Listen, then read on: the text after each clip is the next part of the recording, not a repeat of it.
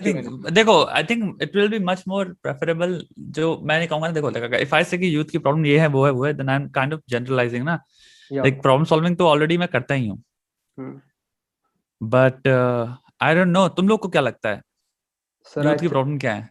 I think it should be like an audience interaction. Like we ask you a specific thing and then you put your opinions on that. Sure sure sure. या फिर like you know whatever you think, because I think a lot of times क्या होता है ना, जब हमें लगता है ना यूथ की प्रॉब्लम है, एक्चुअली वो प्रॉब्लम होती नहीं है, वो हमें Yeah. लग रहा होता है। जैसे होता है ना, तुम्हारे ग्रैंडपा के साथ बैठ जाओ चारपाई में, वो बताएंगे आज के बच्चों की प्रॉब्लम ये है, तो तुम्हें उनसे बात सुन के पता चलता है एक्चुअल में वो कितने दूर हैं रियल प्रॉब्लम Distortion. से बच्चों की। क्योंकि यूथ की problem would be my interpretation of youth problem, not the youth problem, right? Yeah. So I'd much rather hear, like, for example, your opinion on what you think the problem of youth is, rather than me telling you ये होगी अब वो होगी। So what do you think youth की problem क्या है? Anybody, whoever wants to chime in. So can I start off? If Param, if 100% you यार। could. Yeah. Definitely, come on. Yeah. So, sir, like, firstly, talking about problems, like, I was spamming last night in your live chat that, hi, sir, waiting for you to come at ISEC tomorrow. And अपने वो slow mode लगा रखा था, so हर 2 minute का wait करना पड़ रहा था. I had no idea, मैंने कभी अपनी लाइफ में आज तक I've never engaged in a live chat, so मुझे नहीं पता But स्लो yeah, मोड से एक्चुअल में होता क्या है। it basically like reduces the speed of comments. But Okay, so तुम basically you can comment once in 2 minutes. yeah, something like that.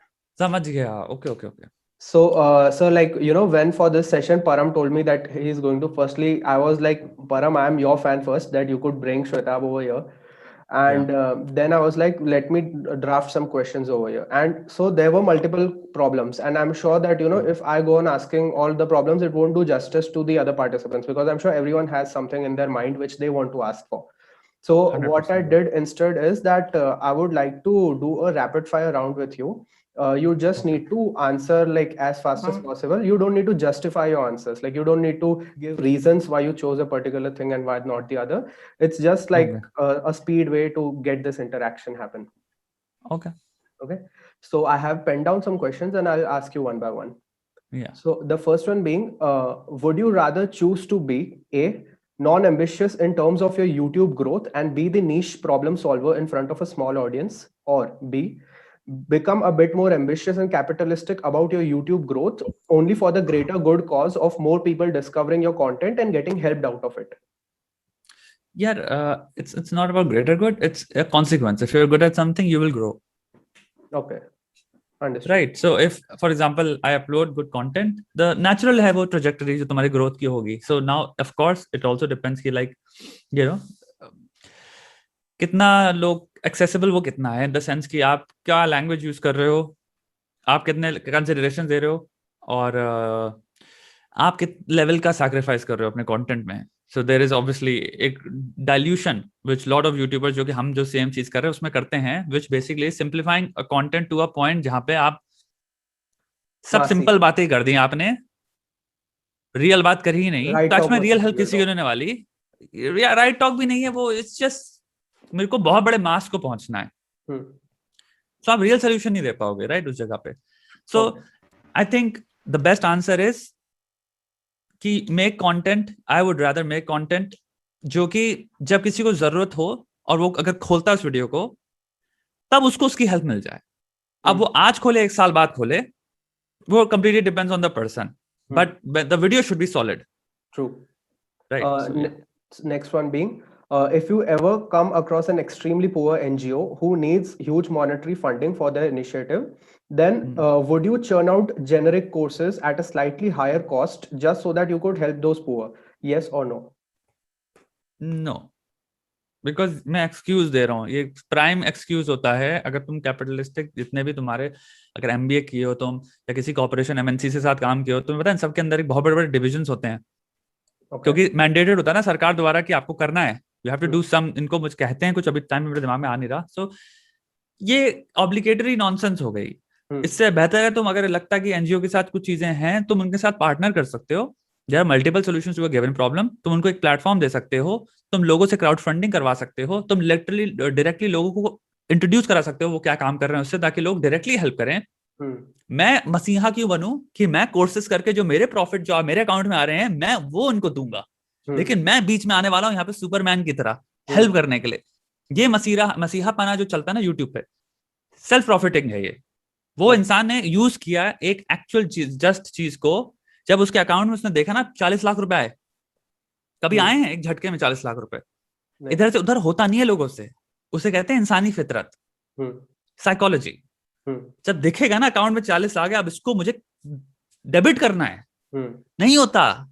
आपका मन सब कुछ अब नहीं, अब इधर क्रेडिट हो गए ना, एक बार नंबर बढ़ते देख लिया, तो सब चीजें स्टेप बाय स्टेप हमेशा वो किया करो। ये झूठ है बहुत बड़ा, ये 40 लाख फिर मैं इधर दे दूंगा, समझ गए?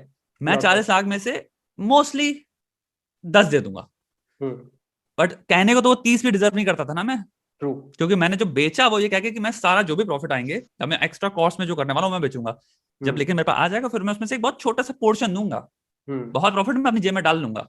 तो ये इंसानी फितरत है, इससे मच बेटर है एक्चुअली उनको जो डिजर्विंग, तुम्हारा दो चीज हो गई, या तो आप इनको वो दे दो एक्सपोजर, या फिर आप उनको सिखाओ कि अपनी खुद की मीडिया प्रेजेंस कैसे बनाएं, उनको सिखाओ ताकि वो सेल्फ सस्टेनेबल बन जाएं।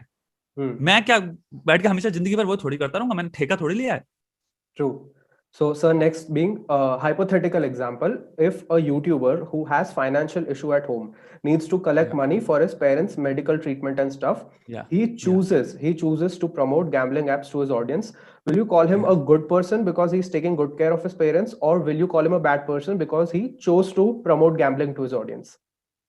Well, multiple solutions to a given problem. If you have an audience, right, and if you genuinely have a problem, तो अमन दत्तारवाल का एग्जांपल ले लो सबसे बड़ा।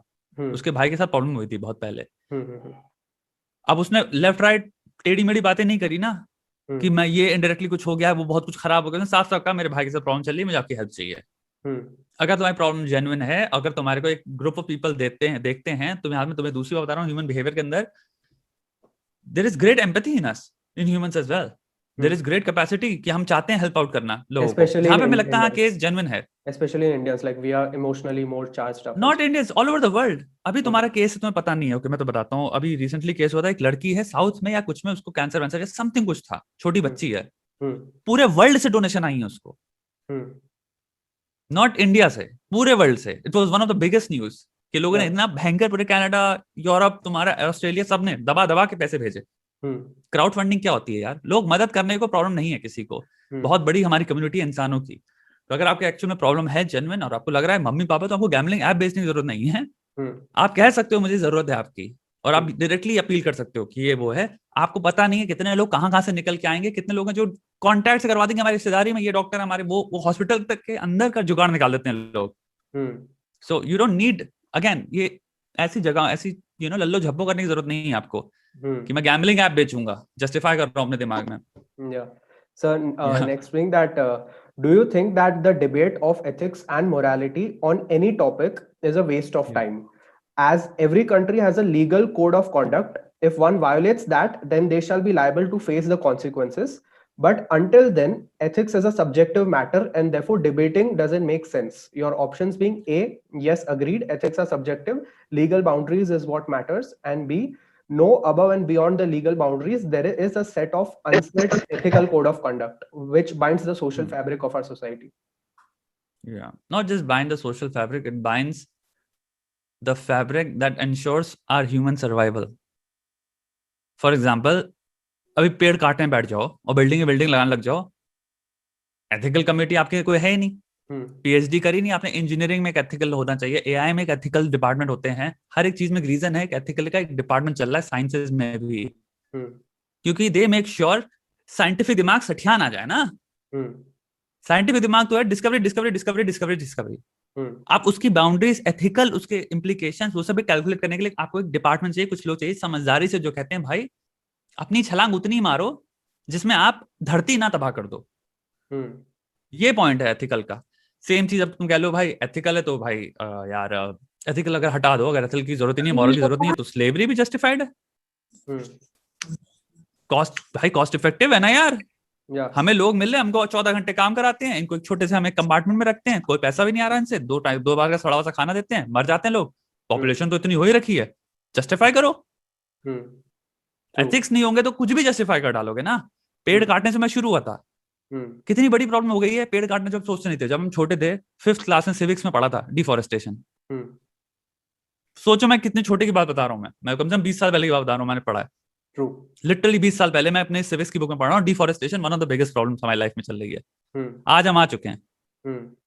अब तुम्हारी कितनी बिल्डिंगें खड़ी करोगे, क्वेश्चन यही आता है ना, अरे कितनी बिल्डिंगें खड़ी करोगे। अभी प्राइवेट बिल्डरों को फिर छोटा सा अपना दिमाग लगाना, छोड़ दो उन पे।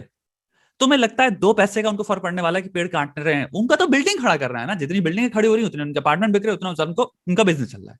वो थोड़ी सोचने वाले हैं कि मेरे को यार ये पेड़ नहीं काटूंगा मैं।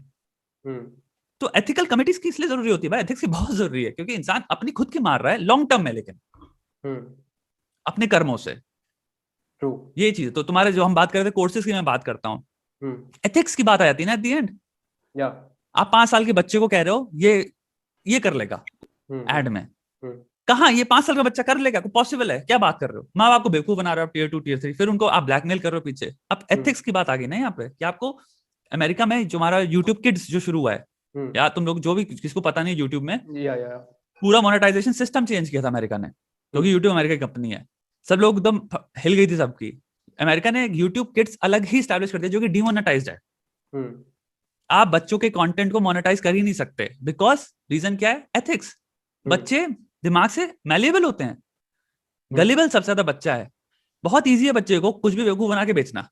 तो आप ना उसको कुछ बेच सकते हो, ना वो मोनेटाइज किया जाएगा कंटेंट, क्योंकि वो इलीगल है एथिकल पॉइंट ऑफ व्यू से। अभी कैपिटलिस्ट पॉइंट ऑफ व्यू से तो कोई भाई 10 साल के बच्चे को हम चीज ही तो बेच रहे हैं, सब फेयर है लीगल बाउंड्रीज के हिसाब से। तो बच्चे को हमने टॉफी खरीदी, हमने उससे पैसे लिए, क्या फेयर ट्रांजैक्शन है? बट ये आता है ना, फिर आप एड में क्या बेच रहे हो, मार्केटिंग में क्या बेच रहे हो? बच्चे का ब्रेन अभी इस प्रिपेयर्ड है समझने के लिए कि मार्केटिंग होती क्या है, सेपरेट करने के लिए कि मेरे को क्या गोली खिलाई जा रही है मार्केटिंग में। नहीं है ना, अभी उसका ब्रेन इतना फॉर्म ही नहीं हुआ है। तो एथिक्स हर एक स्टेप में लाइफ में आपके आते हैं। But sir, इसमें I would like to debate you off by an argument, and that argument being के, if we question about ethics and capitalism, then every single form of business at some point of time would fall into a bracket of ethically questionable. Like for example, दुनिया का सबसे basic business model क्या है? कि एक broker है जो कि एक विलेज में जाता है, वहां से अंडे खरीदता है, एंड फिर वो अंडे मेन मार्केट में लाके बेच देता है। दैट इज द मोस्ट बीच में प्रॉफिट उठाता है, ठीक है। फार्मर से वो 10 में लेता है, सिटी में 20 में बेचता है, 10 का प्रॉफिट उसका। Now one way to say it that yes this is a good business model, he is earning 10 rupees profit per sale and it's good. But अगर यही मैं इसको पॉइंट आउट करने पे आ गया, if I am here to tear apart this thing, तो मैं इसको एक एथिकली क्वेश्चनेबल वे में भी बोल दूंगा कि okay there is this farmers जो कि 6 महीने 8 महीने मेहनत करते हैं वो चिकन वो पोल्ट्री को रेयर करने के लिए, they do so much hard work, and there comes this guy जो कि सुबह में बाइक लेके आता है एंड 10 मिनट का ट्रांजैक्शन करता है, and he earns like equally the same amount जो कि वो farmers 8 महीने की मेहनत से कमा रहे। तो this is like the most basic business model in the world, but even this falls flat when we try to question about ethics.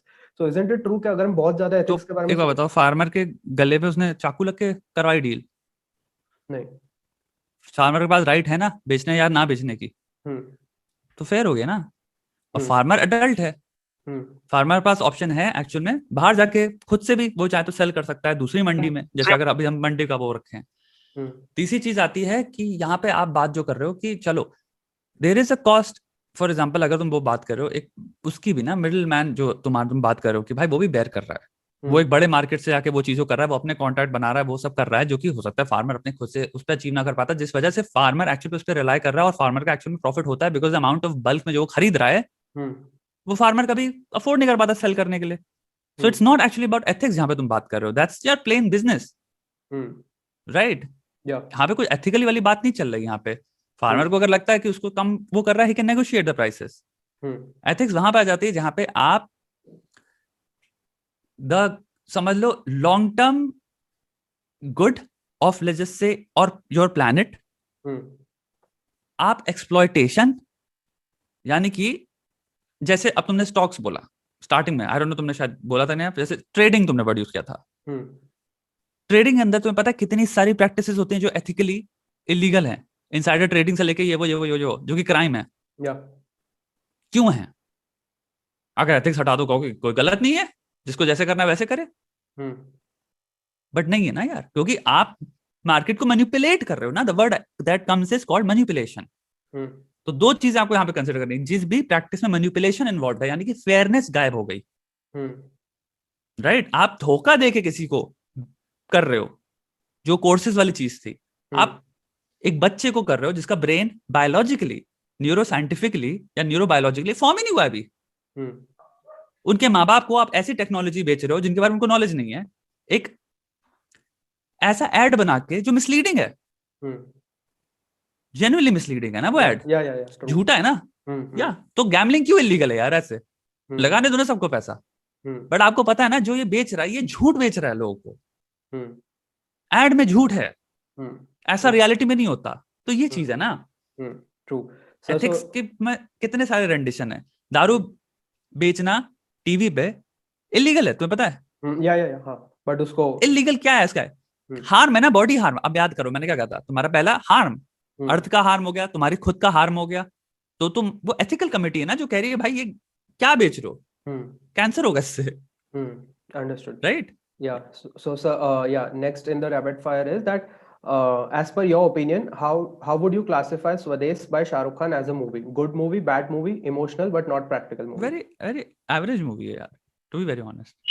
No, but in terms of the center idea, like the brain drain part that was shown, I think बिल्कुल मेरे को तो भाई, to be very honest, I've watched this movie twice and I really think कि the reason why स्वदेश को इतना ज्यादा माना जाता है because it's the only movie we have to talk about that. If 100 movies were made by different directors, this movie would be very, very behind Mare on the list. Yeah. Just because it's the only movie, and हमें बात करनी है of good movies. Yeah. Unfortunately, दिमाग में लोग स्वदेशी आता है पहला चीज। It's so actual में tragic to think about it कि हमारे पास और कोई नाम नहीं है। 100 नाम होने चाहिए in an industry as big as Indian film industry. Yeah. कि एक reality driven movie, it's a very bad movie मुझे तो स्वदेश जहां तक लगता है। I really don't, it's मुझे देखी नहीं आती। It's so slow, badly edited, story line इतनी बेकार है। तनी you know like आप सेम आइडिया को, मैं बता रहा हूँ, there are 100 renditions of the same idea जो कि बहुत बढ़िया हो सकते हैं, प्रैक्टिकल हो सकते हैं, फनी भी हो सकते हैं, विटी भी हो सकते हैं, इम्पैक्टफुल हो सकते हैं, could be great films. Yeah, so that to me it's just, I think it's overhyped because it's the only movie in that domain, unfortunately. Answer one last question, after that I'll pass on to the other participants, and that being Sure, that which one of the following statements would you choose? Okay. First, Instagram Reels is filled with cringe content. The creators over there have understood this fact and hence continuously churning out cringe and encashing it into profits.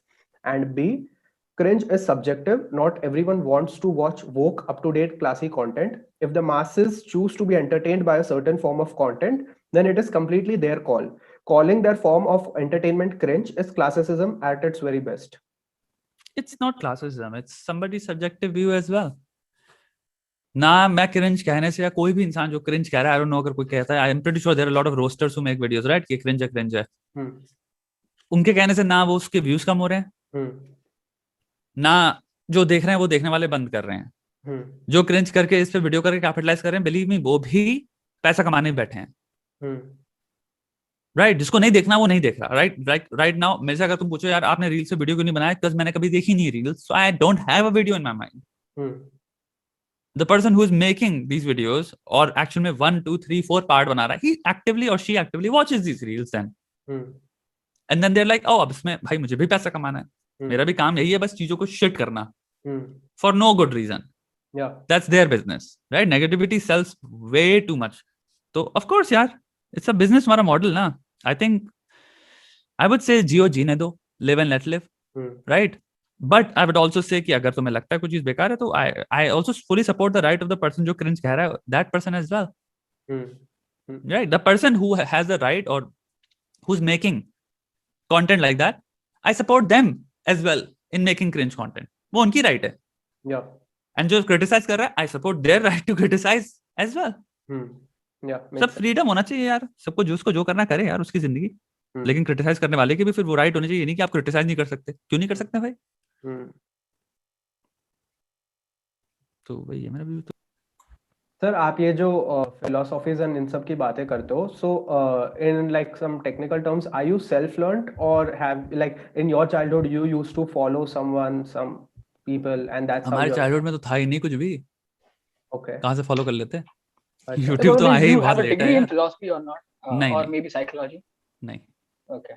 Sir, you know, you had once put out this video about your childhood in which आपने बताया था काफी like आप कुछ 26 minutes का video था वो, in which you were Yeah. telling your childhood stories and all. Yeah, And yeah, yeah. then right now when we see you, when we see your life, a lot of Yeah. people have this vague idea about you that okay, Shwetabh Yeah. Gangwar is this guy who does not rely purely on YouTube money. आप ना ही influencer marketing ads वगैरह like had someone been in your position, he could capitalize say 10x of what you are earning right now. ठीक है? Yeah. So, and you have said that your main source of income is consultation and stuff. You have once even said that some of your clients are people who have been guests at Ellen Show and stuff like that. So one general, you know, doubt which I had, which I always wanted to ask you as a viewer to you, is that no one like you are told this that you don't like sharing your personal stuff and things. But if you could just brief us that how did you reach from this point A to point B? Like how did you reach from this guy who's in Delhi to this guy who is, you know, closing Lucknow, consulting clients, like closing consulting clients left, right? यार Mansutra से हुआ है वो तो मेरा. So all your clients come from the Mansutra videos which you had been Yeah, Mansutra से आया. और कहाँ से आ जाएगा भाई? So तुम कभी किसी से थोड़ी कह सकते हो कि ए मेरे क्लाइंट बनो जो मुझे नहीं जानता. कहेगा बक. like outbound होता है. Right. I don't know यार. I don't think कोई अपना पैसा किसी को जो नहीं जानता उसको देगा और तुम कह रहे हो मैं तुम्हारी प्रॉब्लम्स में हेल्प करूंगा. But so right now you do not post on that main channel, so doesn't it take a dig on your clients? Like if you had been more consistent, so that is so your यार इतना मैं अभी देखो मैं थोड़ा सा left right करता रहता हूँ, so ऐसा पैसे की मेरे को इतनी कोई प्रॉब्लम है ही नहीं. So you know like इतना मैं कोई पैसे के लिए काम करता ही नहीं हूँ. तो जैसे अब की बुक्स हैं, तुम्हारा बुक्स लिखता रहता हूँ मैं, तुम्हारा ये हो गया, यूट्यूब से भी अच्छी खासी इनकम आ जाती है यार. एंड जब लगेगा लाइक मेरा तुम्हें जगह बताता हूँ, the more I focus on is not something जो कि मैं चाहूंगा. एक बात मैं बताऊंगा, अगर तुम्हें देखो ऐसा नहीं बिजनेस का सेंस नहीं है या पैसा पसंद नहीं है, it's about doing things right. Business is a very good thing. Any person जिसको अपनी लाइफ में पैसा चाहिए, सबको एस्पायर करना चाहिए एक टाइम पे अपने आप को एक एंटरप्रेन्योरल वे में देख के, जो भी तुम्हारा स्किल तुम गेन करने वाले हो उसमें सबसे ज्यादा मैक्सिमम कैपिटलाइजेशन क्या है. बट मैक्सिमम कैपिटलाइजेशन करो, वो मेरी at the end of the day जो फिलॉसफी है ऑफ लाइफ उसी में आता है. इकोनॉमिक फिलॉसफी भी वही है. लॉन्ग टर्म करो, फिर लंबे रेस के घोड़े बनो ना. इसमें फिर बहुत लोग एक साल की चीज है. बहुत लोग ये भी अज्यूम कर लेते हैं ना गंगवार साहब अभी कमा के बैठे. That is why. नहीं कमाएंगे तो हम जिंदगी भर कमाएंगे, कमाना अच्छी बात है ना, बट ऐसे चैनल से कमाओ कि तुम्हारे देखने वाले भी तुम्हारी रिस्पेक्ट करें, they appreciate and they enjoy your channels of earning. So for example अगर मैं कोई कोर्स नहीं बेचना ना, इसलिए अगर मैं कोर्स बेचूंगा, मैं 800 रुपए का अगर मैं बेचता हूँ, मुझे पता है कोई कंप्लेन नहीं करने वाला. 700 रुपए का अगर मैं बेच रहा हूँ, क्योंकि मुझे पता है 700 रुपए तक की वैल्यू दे सकता हूँ मैं. राइट. कोर्स अब मैं एक बात बताता हूँ, कोर्स जैसे कोई बेच रहा है, कोर्स की वैल्यू बहुत लंबी नहीं है. It's not a long term thing. कितनी बार बेच लोगे कोर्स अपना, राइट कि कितनी बार करते हो कोर्स खरीद लो, कोर्स खरीद लो, कोर्स खरीद लो. बुक एटलीस्ट उसकी एक वैल्यू है. बिलीव इट और नॉट, बुक में of course there is no return. Book इंसान लिखता है, बिलीव इट और नॉट, इंडस्ट्री के बहुत पुराना वो है. In this industry or in any industry, you write book for legitimization. You want to legitimize yourself in the industry.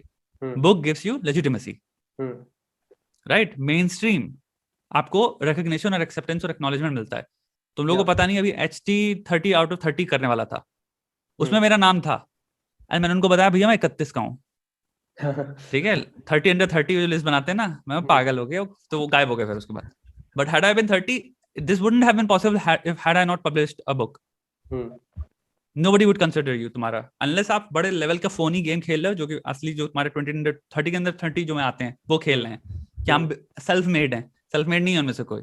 सबके माँ बाप बहुत बड़े पैसे वाले हैं, सबको मैं जानता हूँ. तो वो या तो आप फोनी गेम खेल लो भारी बाहर का, क्योंकि मैं जब ये ST वाले थे तब मैं इनका ही देख के समझ गया ना रिसर्च कितनी स्ट्रॉन्ग है इनकी.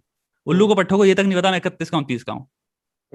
राइट. मेरे को आगे ईमेल लिख रहे हैं कि आपका गेस्ट लिस्ट शॉर्ट लिस्ट हो गया, नॉमिनी वो हो गया, अपने वो भेज दो सब फोटोज. मैंने कहा गधे हो क्या, तुम्हारी रिसर्च चाहिए, तुम्हें पता ही नहीं मैं कौन हूँ. that's what it revealed ना, कि तुम एक्चुअली नहीं जानते हो मैं कौन हूँ. you have no idea who I am. तुम्हें बस एक गूगल किया, तुम्हारे डिपार्टमेंट किसी उल्लू के पट्टे 4-5 बच्चों ने मिलके. सॉरी भाई, आपने बोला नहीं उनको कि 40 under 40 में शिफ्ट कर दो. 40 under 40 होता ही नहीं है यार, 40 एज ही वही नहीं है वाली. बट एनीहू, तो मैं यही बात बता रहा हूँ. तो do something that is like, अब जैसे PewDiePie does things, he sells things, right? अब तुम सेम चीज को PewDiePie कोर्स क्यों नहीं बेच रहा? He won't. उसका ब्रांड है ना तुम्हारा यूकी या समथिंग समथिंग, राइट? तुम्हारा लोगन पॉल का ब्रांड है. लोगन पॉल भी अगर हट जा रहा है, if he doesn't post, you create a property that in itself is earning. I would much rather like to create a brand of myself, which has actually very little to do with me. You get it? In itself, that brand has its own value. कि अगर मैं उसको Amazon पे cell कर रहा हूँ, जो लोग मुझे जानते भी नहीं है, the products are so amazingly good, design इतना बढ़िया है, right? It's so attractive कि वो अलग सेल चल रही है उसकी. And of course मैं अपनी वैल्यू लाके एक अमाउंट ऑफ ट्रैफिक में कर रहा हूँ redirect. But you understand, that's long term. Business smart ऐसे किया जाता है. कोर्स इज लाइक कि मुझे अभी तुरंत 1 करोड़ रुपए मिल गए एक झटके में बस, एंड मेरे को लग रहा है मैं बहुत बड़ा बिजनेसमैन हो गया. That's not business. तुम बस कूद गए एक ट्रेंड में, कोर्स ट्रेंड चल रहा है, और कोर्स कोई लॉन्ग टर्म वो नहीं है. Plus it's a shitty thing. कितनी गाली खाते हैं लोग कोर्स वाले. प्लस हम छोड़ेंगे थोड़ी, हम मुंह पे बोल बोल के कॉल आउट करेंगे इनको. करो भाई, स्कैम है भाई.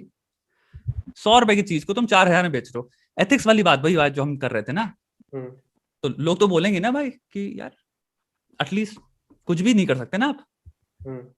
ये तो वही होगी ना, हमने माचिस बनाई है सर, मैंने बेस्ट माचिस बनाई है, मैं इसको 5 लाख में बेचूंगा, ये वाली बात हो गई. अब बेचने में तो 5 लाख की माचिस बेच सकते हो ना, कोई रोक तो नहीं रहा ना. But is it right? दिमाग में तुम्हें पता ना इसको बनाने में 25 पैसे लगे होंगे इस डिब्बे को, प्रोडक्शन वैल्यू में पूरी, और ये बेच रहा है 5 लाख में. यहां पे आ जाता है क्या कहीं तो आपका जो latest raw and real stream हो रहा था, तो उसमें you and Vedant were speaking about this courses things. So I have done a podcast with Vedant also in the past. Like I had spoken with him also. So the thing which happened was that a lot of people during that time was spamming in the live chat that you are talking about courses and all, but you are not speaking about Prakhar, that he had also listed a pro league with Avalon Meta for 20,000 rupees, for 20,000 rupees, and that was spoken of nowhere. So like not becoming controversial. Who did we speak about? नाम लेके तुमने किसी के बारे में बात नहीं करी ना यार. हाँ, that was true. नाम लेके बात कर लोगे ना, तो मैं बताता हूँ बहुत सारे नाम हैं जिनमें तुम्हारी नजर नहीं आएगी. बिलीव इट और नॉट, मेरे को पता है कौन क्या कहाँ किस कोने पे कोर्स बेच रहा है. अभी एक नाम ले लिया, सब कहेंगे ओके इसके बारे में बात कर रहा था, वो सब लोग बच गए. ट्रस्ट मी ऑन दिस, क्योंकि रॉ एंड रियल कर लिया प्रखर ने. पीपल थिंक प्रखर प्रखर प्रखर प्रखर. 4 से 20 नाम मुझे पता है यूट्यूब पे जो 60-50 हजार के कोर्स बेच रहे हैं. मैं उनको पीछे से जानता हूँ लोगों को. मुझे पता है उन्हें कुछ नहीं आता. अब वो बच गए ना फिर. ट्राई टू अंडरस्टैंड वो है. दैट्स व्हाई हम बोल रहे थे 60,000, 50,000, 40,000, 20,000. हम प्राइस पे फोकस कर रहे हैं ताकि आप प्राइस जब देखो ना तब आपके दिमाग में बेल बजे कि मैं क्या खरीद रहा हूँ ये, रादर देन नाम. और नाम इज ड्रामा दोस्त. हमारा पॉइंट ही मिल जाएगा मिट्टी में the moment we take a name, because we started a drama then. अब हाथ सेकने हो गया, नॉलेज कूड़ेदान में मिट गई. जो हम बात कहना चाह रहे थे उसकी पूरी वैल्यू कूड़ेदान में मिल जाएगी.